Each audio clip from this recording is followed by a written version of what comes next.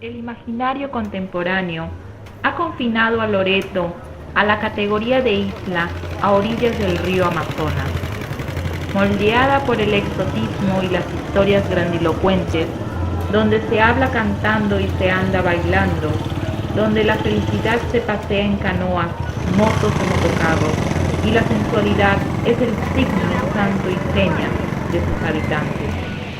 Más allá del incandescente territorio que ha contribuido a crear la estereotipada imaginación de los medios de comunicación, y a pesar de la pobreza extrema o el olvido imperdonable del Perú oficial, Loreto erige como un imponente universo de pasión y creación, donde lo real parece estar pintado en las paredes de sus bares y discotecas y en sus bosques, mientras el sueño, la alucinación y el fervor pasean distraídamente por sus calles o por sus caudalosas fuentes de agua. Las propuestas literarias amazónicas han tenido un desarrollo que plantea, en términos generales, una estética popular, autodidacta, no formal, que ha logrado expresar el pensamiento colectivo sin necesidad de mantenerse como lenguaje académico, sino como urgencia natural. En síntesis, una explosión cultural que se siente, se goza y se amalgama con el color y calor fundacional y fundamental del entorno. Para leer la trayectoria literaria de la Amazonía desde el aspecto histórico, debemos hacer una separación de dos espacios concretos y definidos, cada uno con su particular punto de vista, sin que ninguno de ellos sea excluyente del otro. Ambos complementan una sola idea, tanto la dimensión mística, atemporal y paralelo-mágica, como la dimensión tradicional y cronológica.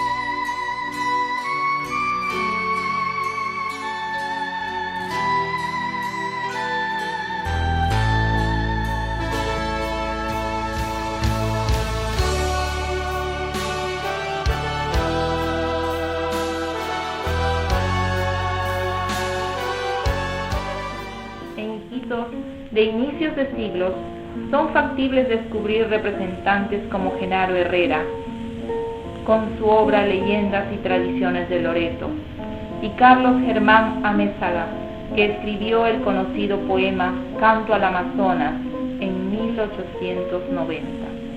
Pero también es factible rastrear situaciones de denuncia social. Por ejemplo, la gran obra sobre las atrocidades del Putumayo, el genocidio indígena, ha sido escrita no por un escritor, sino por un juez, Carlos Valcárcel, y aunque no es ficción propiamente dicha, la descripción y manejo de los hechos allí narrados guarda un asombroso y patético surrealismo que atrapa al lector. Según el padre Joaquín García, estudioso de la literatura loretana, es importante descubrir espacios vinculados con el romanticismo, el realismo y la narrativa regionalista, como el de Fernando Romero con sus 12 novelas de la selva en 1934, Burga Freitas con la primera edición de Ayahuasca en 1935 y Cielo Ríos con Ande y Selva en 1939, quienes anticipan ya la eclosión de la narrativa amazónica aglutinada en torno a Trocha poco más adelante. En esa senda debemos mencionar también a César Lequerica con Sachachor. Entretanto, en 1935, Ciro Alegría sorprende con La Serpiente de Oro, que introduce con una valentía y vigor fuera de las corrientes de su época el tema de la ceja de selva, planteando una crítica radical a las relaciones sociales y anuncia como tormenta que viene la proximidad de una aurora, la selva. Más repentinamente, estalla un movimiento que aglutina gentes de toda edad que quieren pronunciarse públicamente y abrir algún camino a golpe de machete en la maraña pesadumbrada de los años amazónicos.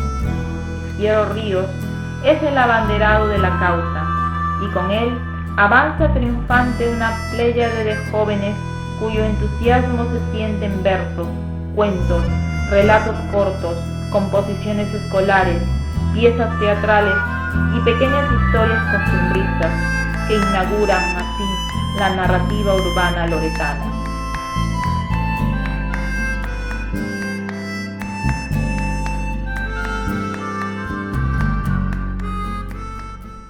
En 1942 aparece Sangama, de Arturo Hernández, considerado por más de un crítico y escritor y lector como la novela representativa de la Amazonía peruana. A partir de la segunda mitad de la década de los 50, se oyen leve pero muy definidamente los primeros sones que anuncian la alborada de otro tiempo. Son los poetas que andan con su farolillo pobre a la búsqueda del alba. Germán Lequerica fue uno de los mejores exponentes de esa tendencia, por crear un intelectual orgánico, afectado íntegramente su humanidad por su oficio. Ese maldito viento fue una de sus mejores obras, sin duda alguna.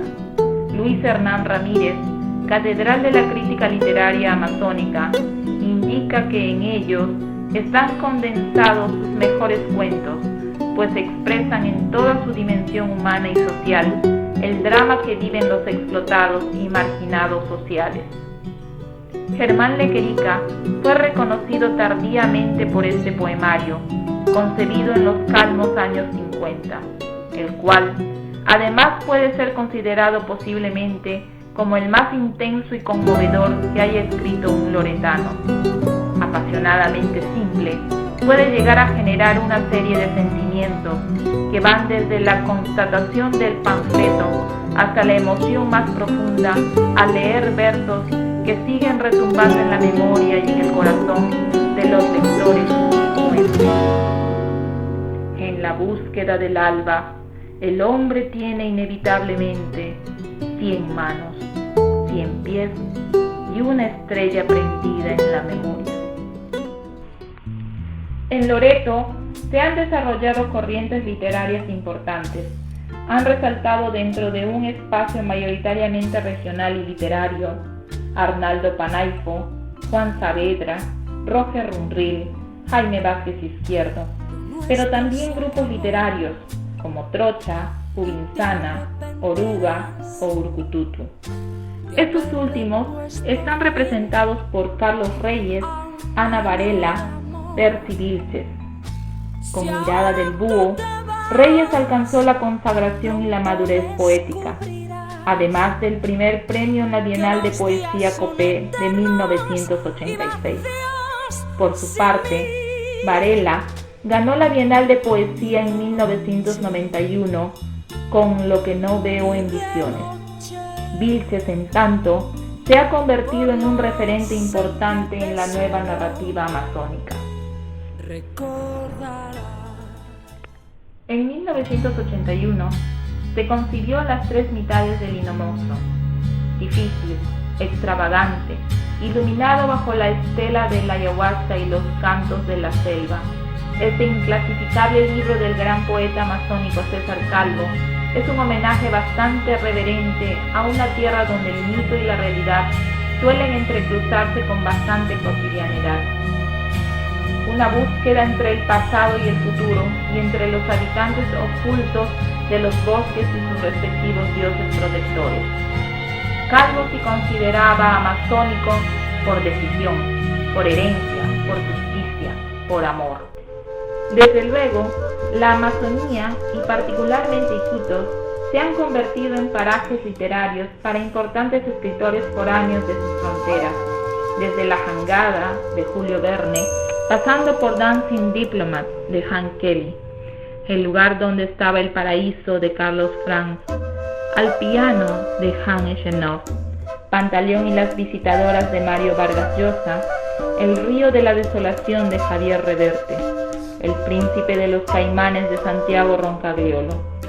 En estas obras, la ciudad a la que solo se puede arribar por río o por aire es retratada como maldita y fascinante. Con el tiempo, se han mostrado nuevas expresiones literarias que incluyen, por ejemplo, la narrativa y la crónica, entre ellas las de Miguel Donaire o Francisco Bardales, y desde espacios externos pero vinculados, Edwin Chávez y Carlos Garayar. Sobre todo los autores loretanos han intentado trabajar con seriedad y rigor, buscando generar una propuesta valiosa, atractiva, autosuficiente, que busque trascender el descriptivismo o misticismo que tanto ha adolecido nuestra literatura. Por supuesto, existen esfuerzos editoriales que buscan también dar dinamismo y fuerza al intercambio editorial y literario, a través de asociaciones como el Z, y en estos últimos años Tierra Nueva, organizador de las exitosas Semanas del Libro de Iquitos.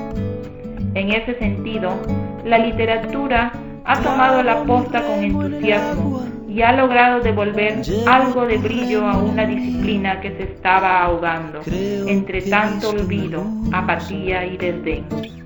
Poco a poco se está germinando la semilla de una nueva generación literaria, más ambiciosa, disciplinada y que con el horizonte fijo en no ser la modesta pariente de la tradición nacional, sino protagonista inexorable de su devenir. He visto una luz al otro lado del río.